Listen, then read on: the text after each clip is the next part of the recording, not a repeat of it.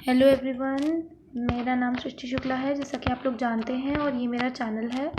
And welcome back to my channel. ये मेरे channel पर थर्ड वीडियो है और मैं इस चैनल पे कम से कम आप लोगों को ये बता चुकी हूँ कि इस चैप्टर की स्टार्टिंग कैसी थी। हम लोग जैसे कि पढ़ रहे थे द लॉस्ट चाइल्ड। बहुत टाइम से मैं वीडियो नहीं बना रही थी जस्ट बिकॉज क्योंकि मैं खुद भी स्टडीज़ करती हूँ, तो इसी वजह से मैं अपने आप को भी थोड़ा टाइम देती हूँ। और यही प्रॉब्लम है कि मैंने अपनी वीडियोस को थोड़ी देर के लिए पॉज पे कर दिया था। तो मैंने यहाँ तक पढ़ लिया था कि जो हमारा चैप्टर है जिसमें हमें बताया जा रहा है कि एक बच्चा कैसे गुम हो गया, तो उसका रीज़न क्या था वो भी मैंने आपको अभी तक नहीं बताया है, लेकिन मैंने उसके इंट्रोडक्शन को आपको एक्सप्लेन किया है कि मतलब जो बच्चा था उसने वो क्यों गुम गया, क्या प्रॉब्लम्स थी, कहाँ पर वो था, किस तरीके की जगह पर वो था जिसकी वो ऐसे सर्कमस्टांसेस बने कि वो लॉस्ट हो गया, ऐसा क्या हुआ जिससे वो अपने पेरेंट्स से लॉस्ट हो गया, क्या इसे ऐसी किस वजह से वो लॉस हुआ, ये सब उसके रिगार्डिंग मैंने नॉर्मल आपको आइडिया दे दिया है चैप्टर के स्टार्टिंग का। सो देन उसके बाद a group of dragon flies, ये वाला पैराग्राफ भी हो गया था। He ran towards his parents gaily and walked abreast of them for a while, being, however, soon left behind, attracted by the little insects and worms along the footpath that were teeming out from their hiding places to enjoy the sunshine. अब यहाँ पर क्या बता रहे हैं, यहाँ पर ये बता रहे हैं कि वो पहले बहुत सी चीज़ों से डिस्ट्रैक्ट हुआ था। मतलब आप अगर मेरी पहले की वीडियोस को भी समझ रहे हैं या फिर आपने चैप्टर अब कभी खुद भी थोरली पढ़ा होगा तो उसमें आप लोगों को ये पता चला होगा कि स्टार्टिंग में वो बहुत सी चीज़ों से फैस्किनेट हुआ था। बट राइट नाउ मैं जिस पैराग्राफ को इस वीडियो में लेकर चल रही हूँ उस वीडियो की पैराग्राफ में आपको इसमें ये बताया जा रहा है कि उस टाइम उस बच्चे को इंसेक्ट्स और वॉर्म्स बहुत ज़्यादा फैस्किनेट कर रहे थे, अट्रैक्ट अपनी तरफ कर रहे थे, मतलब आकर्षित कर रहे थे। सो वो कैसे लग रहे थे, यहाँ पर पूरा एक बहुत सुंदर सा एक डिस्क्रिप्शन का ये वो दे रखा है। क्या डिस्क्रिप्शन दे रखा है कि ये रहा बाय दी, ये अट्रैक्टेड, किस तरीके से अट्रैक्ट हुआ वो यहाँ पर मैं आपको बताती हूँ।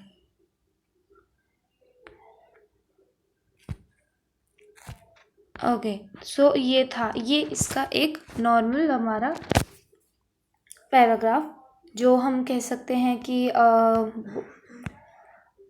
हमारा आई थिंक सो आप लोगों को दिख रहा होगा, ठीक है। इससे हमें पता चलता है कि सो देन उसके बाद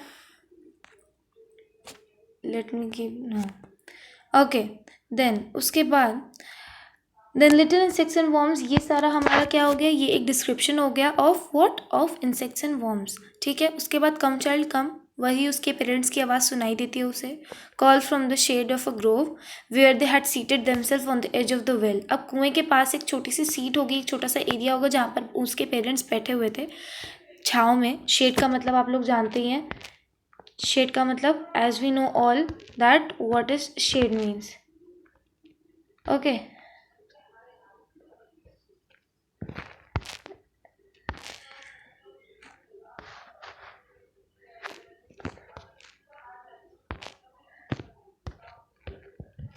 ओके, सो यहाँ पर हमारा जो शेड है,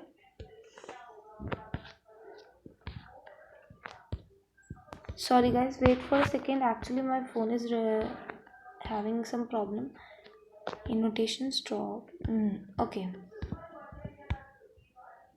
so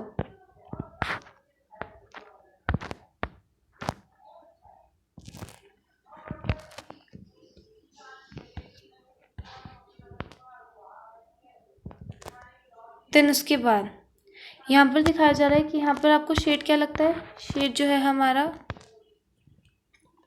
एक एरिया है जिसको हम क्या कह सकते हैं, it's a kind of an area यहाँ पर आपको, ओके। तो ये हमारा जो शेड है वो एक एरिया है जहाँ पर हमें क्या बताया जा रहा है, वो एरिया में पेरेंट्स बैठे हुए हैं। सो उसके बाद उसके पेरेंट्स उससे बुलाते हैं। अ shower of young flowers fell upon the child as he entered the grove, and forgetting his parents, he began to gather the raining petals in his hands. But lo, he heard the cooing of doves and ran towards his parents, shouting, "The dove, the dove." The raining petals dropped from his forgotten hands. So then उसके बाद यहाँ से लेके यहाँ तक और shower से लेके हैंड तक यहाँ पर एक बहुत ही सुंदर सी एक चीज़ बता रहे हैं कि यहाँ क्या हुआ था। यहाँ पर ये हुआ था कि एक शावर ऑफ यंग फ्लावर्स, एक शावर था, मतलब हम कह सकते हैं जहाँ पर खूब सारी बरसात सी हो रही हो फ्लावर्स की, वो वहाँ पर वो चाइल्ड चला जाता है। जब उस जगह पर वो जाता है तो वहाँ पर देखता है अपने पेरेंट्स को, तो वो पहले भूल ही जाता है। वो वहाँ पे क्या देखता है, वहाँ पर बहुत सुंदर सुंदर से पेटल्स जो गीले गीले से थोड़े होते हैं, जिन पे ड्रॉप्स दिखती हैं, क्लियरेंस जो होती है आप लोग जानते हैं, वो क्लियरेंस को वो अपने बाय हार्ट से, वो अपने हार्ट जो होता है उसके थ्रू वो अपने उसे फील करता है। जो उस टाइम उसे एक फैस्किनेटिंग फीलिंग आ रही थी, वो उसे फील करता है। उसके बाद वो उसको महसूस कर रहा होता है, उसको एंजॉय कर रहा होता है उस मोमेंट को। बट तभी क्या होता है, उसके पेरेंट्स उसे बुलाते हैं चीखते हुए, मतलब यहाँ शाउटिंग का वर्ड मतलब उसे बुलाना या उसे पुकारना, नॉट चीखना, गलत वर्ड मैंने यूज़ कर लिया।